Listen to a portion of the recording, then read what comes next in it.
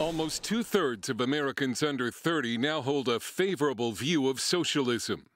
Are you a young person fed up with greedy bosses? We are working more hours for less money than literally any other generation. We believe capitalism is a deeply unjust, exploitative, and undemocratic system. Socialism is the answer to capitalism, and it is the only answer. The frontrunner to become the next mayor of New York City proudly calls himself a democratic socialist.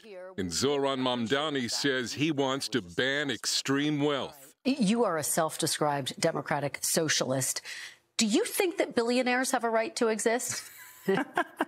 I don't think that we should have billionaires because, frankly, it is so much money in a moment of such inequality. Bernie Sanders and AOC have also helped boost the popularity of democratic socialism. They'll tell you they want to help people, although the principles they espouse come through a very troubled man who, according to historians, if he was not a Satanist, was obsessed with Satan. Dr. Paul Kengor, editor of the American Spectator and a political science professor at Grove City College, is the author of The Devil and Karl Marx.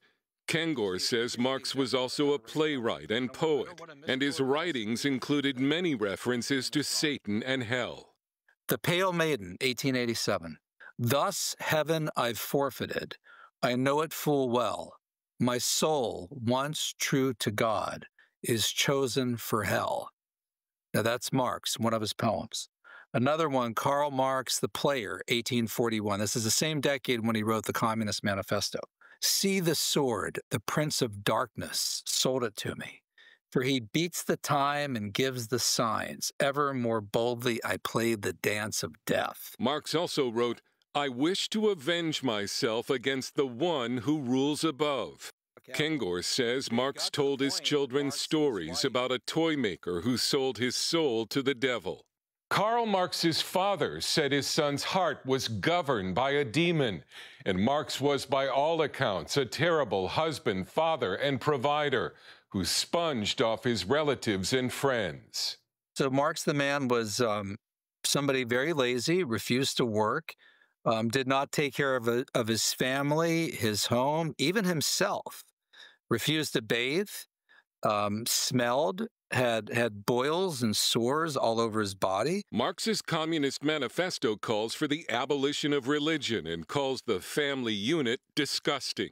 This year's Democratic Socialist Annual Convention in Chicago called for the abolition of the family, and like Marx, compared marriage to prostitution. One attendee said abortion should be done in churches. Zohran Mamdani spoke at the group's 2023 convention.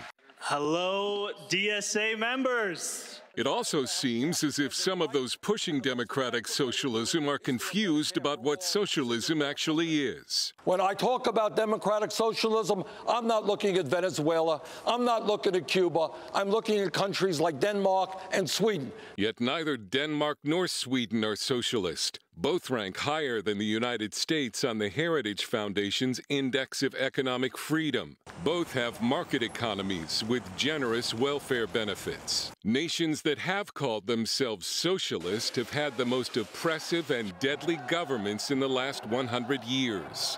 Historians say the number of victims killed under socialism is more than 100 million.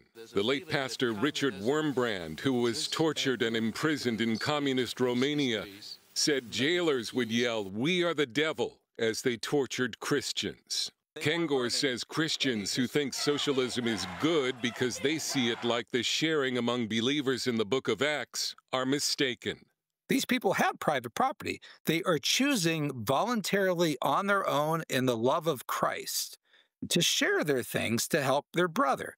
Communism is a government by fiat and coercion who comes in and takes over an entire country and forces everybody at gunpoint or gulag, religious or not, to hand over their stuff. Yet the appeal of socialism seems stronger than ever among America's youth. Kengor says that's only because many don't understand what socialism truly is.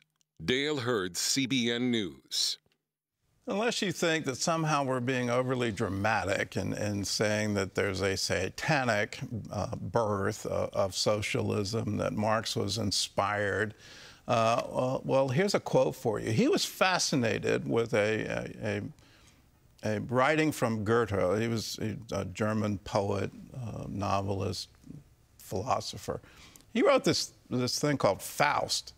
And we say Faustian bargains, that you sell your soul to the devil. And he actually claimed he had done that. But here's the quote. He quoted from this work, and he's quoting the devil. Everything that exists deserves to perish. He quoted that again and again and again. Now, you look at the current things that are running through our culture. There's something called critical theory that comes as an intellectual movement out of Germany. But it seems to have taken over academics here in the United States.